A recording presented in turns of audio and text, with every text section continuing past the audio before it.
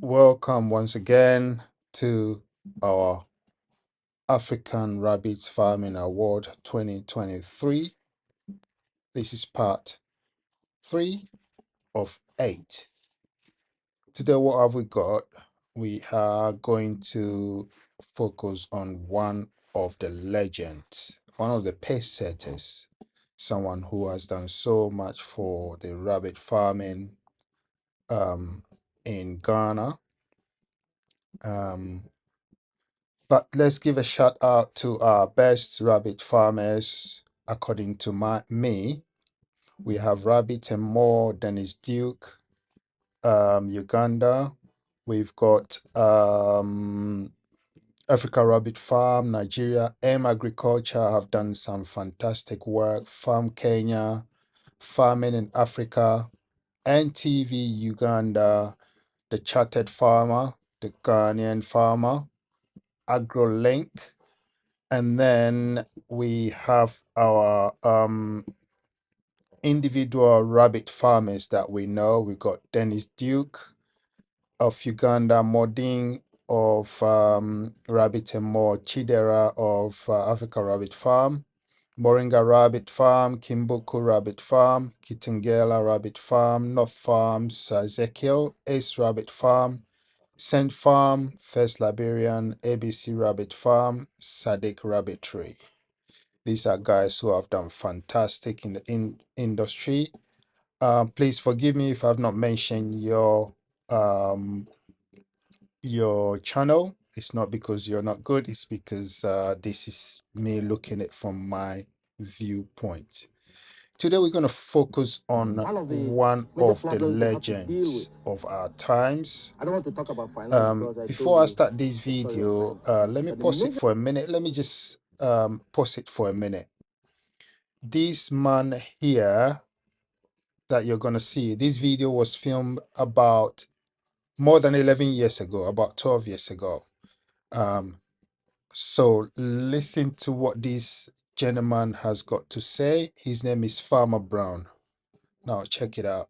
One of the major problems we had to deal with, I don't want to talk about finance because I told you the story on finance, but the major problem we had to deal was marketing. When it came to marketing the meat, you see, consumers were comparing the price of chicken to rabbit meat.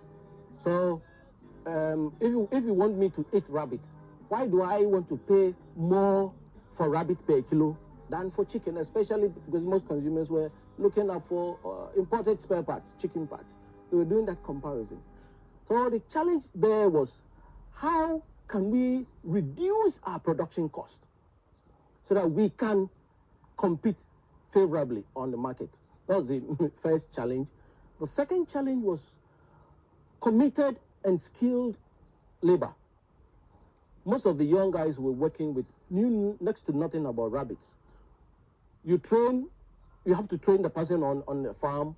He gets a little skill and he thinks he's a master on his own. Then the next day he runs away.